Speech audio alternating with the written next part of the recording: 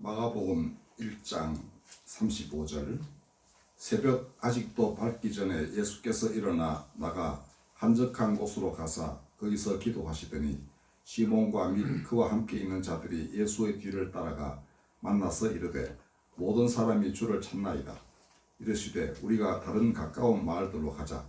거기서도 전도하리니 내가 이를 위하여 왔노라 하시고 이에 온 갈릴리에 다니시며 그들의 여러 회당에서 전도하시고 또 귀신들을 내쫓으시더라. 아멘. 제가 1년도 더 전에 홍계동 지하철역에서 야채 팔던 할머니 얘기를 한 적이 있습니다. 예수께서 거기 계신다 하는 그 놀라운 거룩함의 경험 때문에 제가 한 발짝도 다가가지 못했다는 얘기를 그때 해드렸는데요. 한동안 잘 안 보였어요. 이 위치가 겨울이면 좀 힘들어서 그랬는지. 그러다가 최근에 다시 그 자리에 두세 사람이 더 붙여가지고 한 네 분이 거기 앉아 계시더라. 한 할머니가 여전히 그때처럼 반찬 없는 도시락을 막 점심 때 까먹고 계셨어요.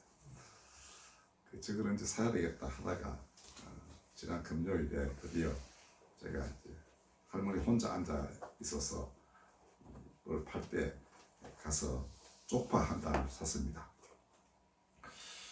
근데 뭐 아저씨인지 할아버지인지 모를 사람이 다가와가지고 가격을 물으니까 이게 혹시 비싸다고 안 살까 싶은 생각이 들었던지 계속 이제 저 시장보다 훨씬 싸다고 이렇게 강조를 했습니다.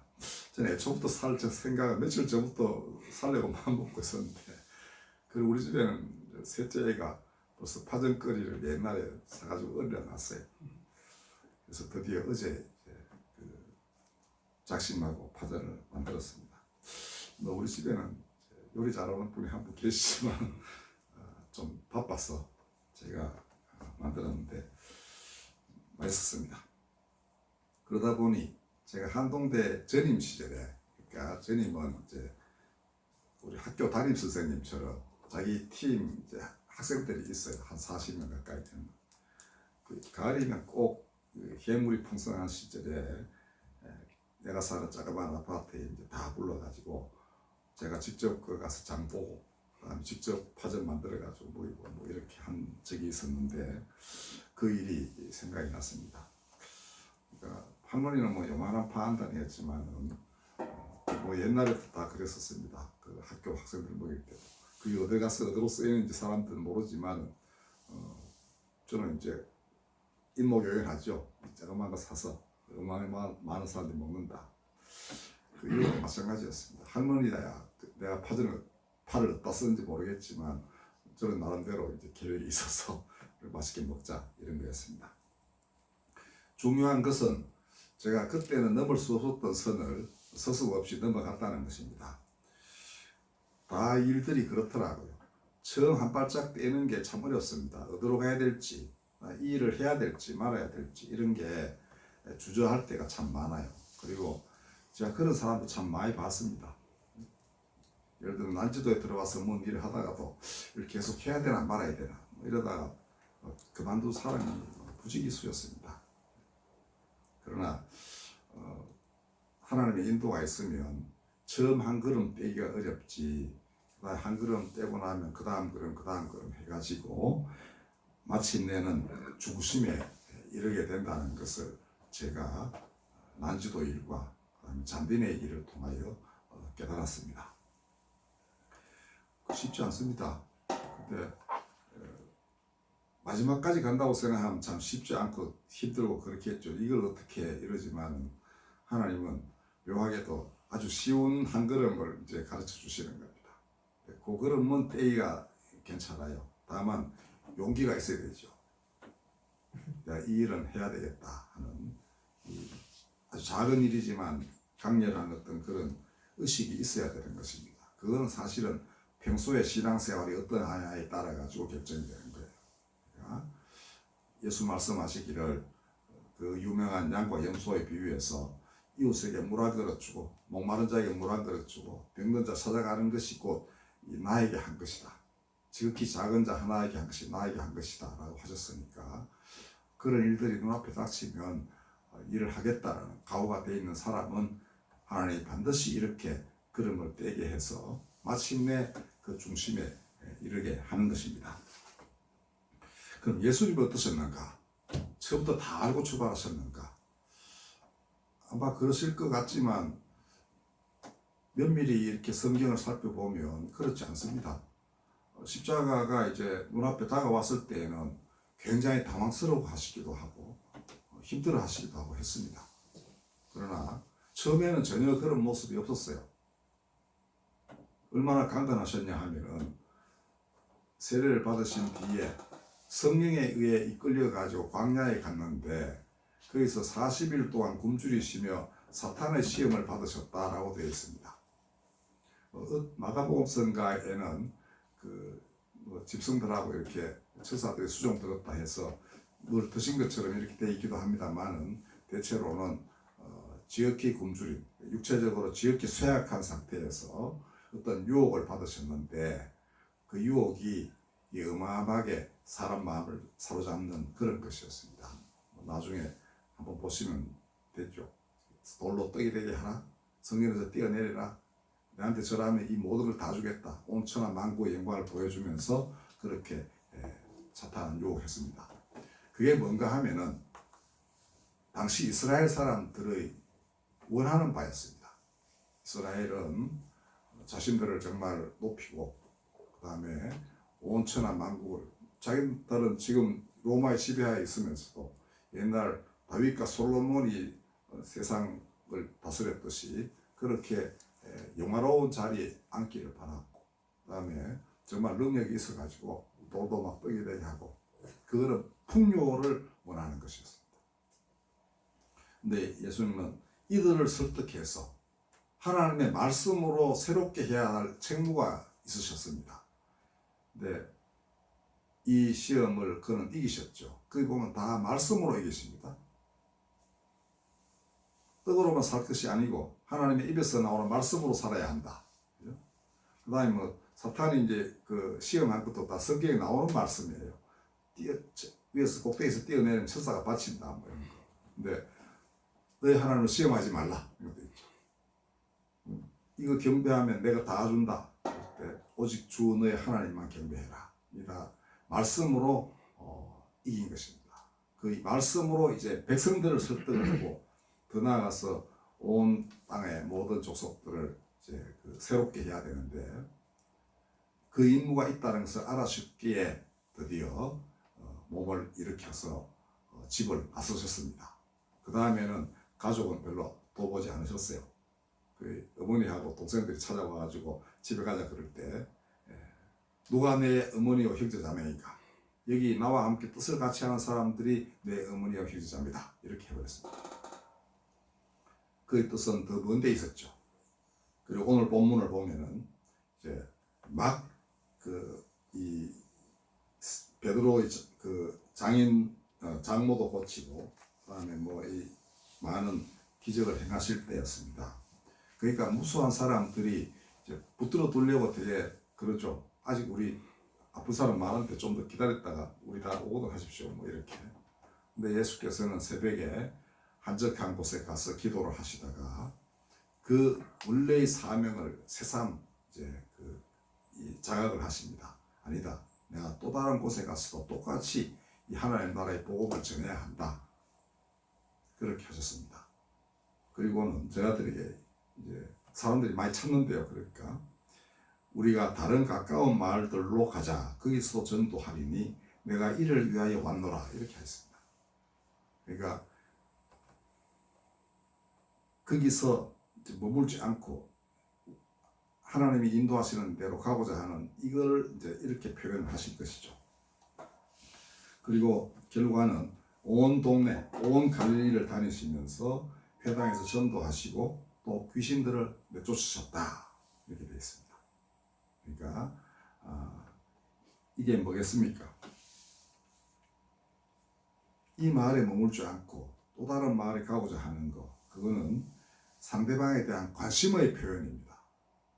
그리고 그것을 새벽마다 확인을 하셨죠. 기도를 통하여 내가 여기 머물지 않고 또 딴 데 가야지. 딴 데서도 정말 그 하나님의 손길을 원하는 사람들이 무수히 많구나. 이게 다 들리는 것입니다.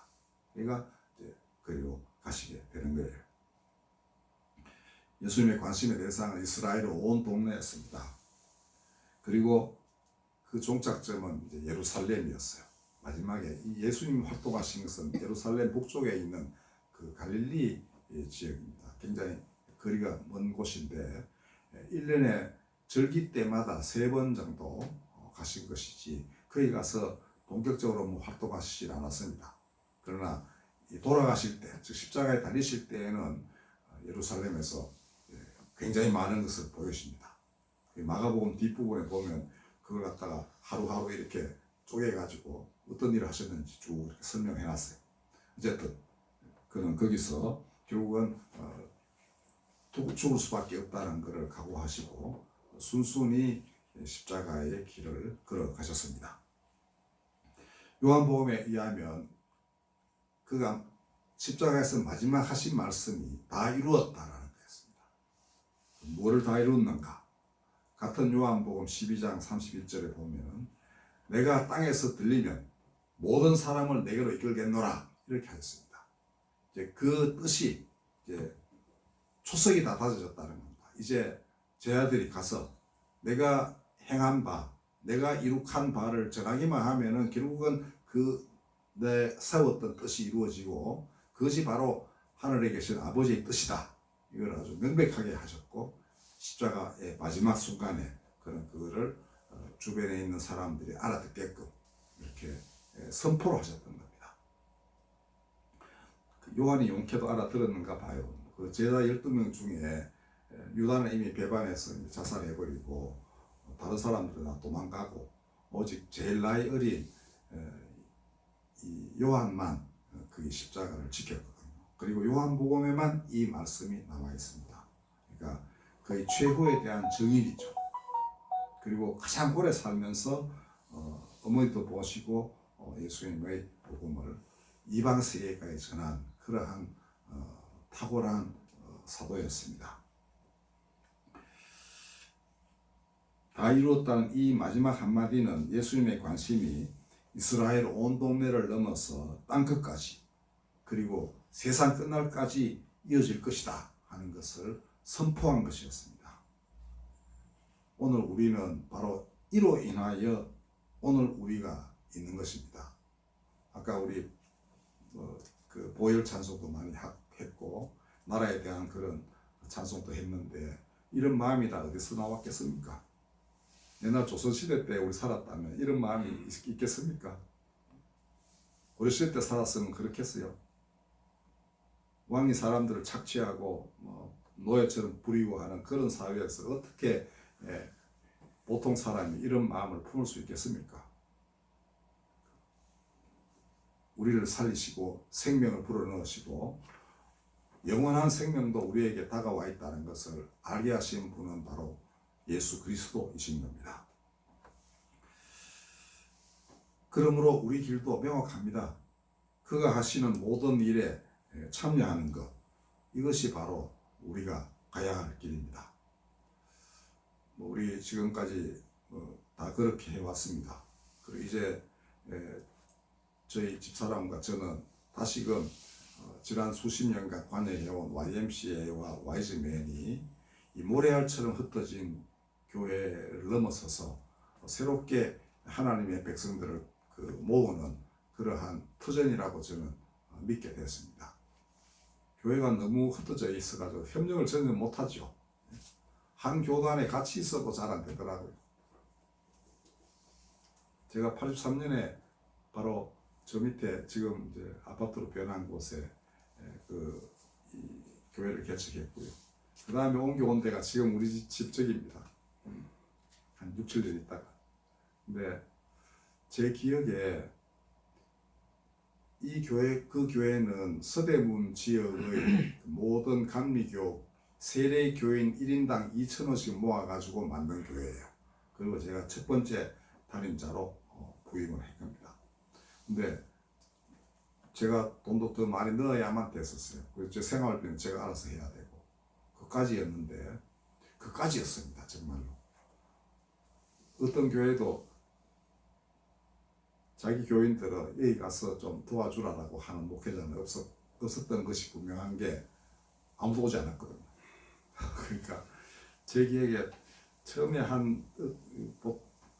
이 서대문에서 조금 이제 배척되어 있는 장로 네 분이 한두 번 오셨고, 그 다음에 일로 의사한 뒤에 근방에 있는 교회 장로님이 한 분 내외간에 이렇게 오셨다가 감리교회 맞아요 이러고는 그냥 간 거, 이거 위에는 없었습니다. 같은 교단에서 교인들이 돈을 모아가지고 창립한 교회인데도 이 모양입니다. 지금도 별다를 바 없을 거예요.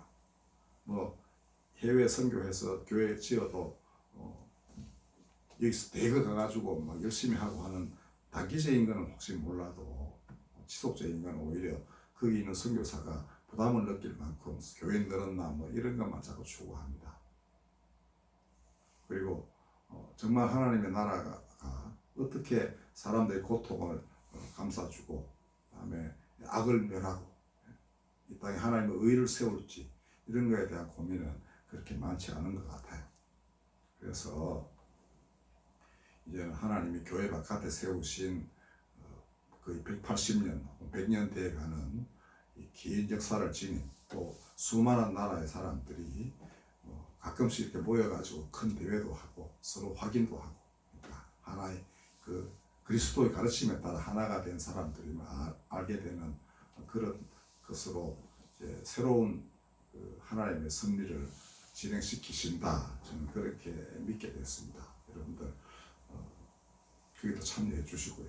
그 다음에 늘 하시던 기도, 예수께서 이렇게 새벽에 한적한 곳에 가서 사람들을 위해 기도하시다 보면 어디로 마음이 가는지 이렇게 아시게 되나 봐요. 그죠?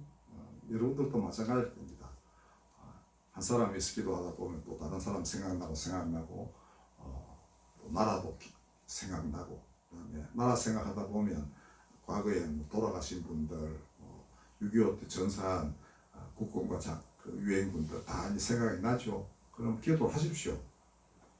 교회에서 가장 잘못된 가르침 중에 하나는 죽은 자에 대한 기도는 쓸데없다 하는 그 쓸데없는 교리가 하나 있습니다. 인간 마음이 그렇지 않아요.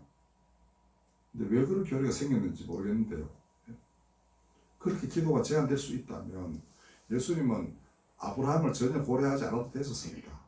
근데 예수 말씀하시기를 아브라함은 내 때 그 보기를 즐거워하다가 보고 기뻐했다, 이렇게 명확하게 말씀하셨습니다. 그만큼 관련이 있는 거예요. 여러분들의 조상들이 종교가 다르다 하지만 여러분들이 나와서 아까 말씀하신 대로 예수에 의해서, 그의 보혈에 의해서 새 사람 되고 이웃을 위해 간구하고 정말 하나님의 생기로 산다면 기뻐하겠어요? 아니면 정말 내하고 다른 애 그러겠어요? 그렇지 않습니다. 여러분들과 함께 그 자리에 동참하기를 바라시는 거예요. 그 기대가 있다는 걸 여러분들 잊으시면 안 됩니다. 산 사람들은 잘 모르지만 어떤 사람의 경우에는 그걸 명확하게 인식할 수 있습니다. 기대가 있다는 거예요. 이 산 사람들이 그리스도 안에서 새 사람 되고, 또 그전에 아무도 드리지 못했던 기도를 바치면서 하나님 나라 넓혀갈 때 이미 세상 떠난 분들도 거기에 동참하기를 바라는 거예요. 그 마음을 열기만 하면 동참이 가능합니다. 근데 그걸 막아놓으면 서로 분리된 채로 힘을 합칠 수가 없는 거예요. 그 점을 잘 명심하시기 바랍니다. 한 사람들이 무슨 가르침을 가르쳐도 그거는 명확히 아는 사람에게는 사실이 아님이 명확합니다. 알겠어요? 부디 하나님 안에서는 다 하나라는 것, 산 자나 죽은 자나 다 하나님 안에서는 하나일 수밖에 없는 것입니다. 다 하나님 지으셨잖아요. 생명을 그러면 사탄이 준 겁니까? 아니죠. 생명의 원천은 하나님일 수밖에 없는 거예요. 그러면 하나님 안에서 나고 죽었으니까 마지막에는 하나님 안에서 같이 살게 되는 그날이 와야 되는 것입니다. 여러분들, 그 일을 위해 우리가 그 작은 길, 열려있는 작은 길로 가보자 합니다. 부디 기도하면서 주변 사람 많이 끌어들여 가지고 같이 그 길 가도록 그렇게 해주시기 바랍니다. 아멘. 기도하겠습니다. 예수님 이스라엘의 온 동네를 다니시다가 마침내 예루살렘에 가셨고 거기서 온 땅 모든 사람 땅끝까지 이르러 당신의 발길이 사람들을 새롭게 하는 그런 역사가 일어나기를 바라셨고 그것이 또한 십자가에서 이루어졌음을 기뻐하셨습니다. 우리가 그 기쁨에 동참하고자 하고 그 기쁨의 슬픔까지도 알고자 하오니 우리와 동행하시고 우리로 하여금 당신의 길 따르는데 부족함이 없도록 역사하여 주시옵소서. 우리 구주 예수 그리스도 이름으로 감사하며 기도드렸습니다. 아멘.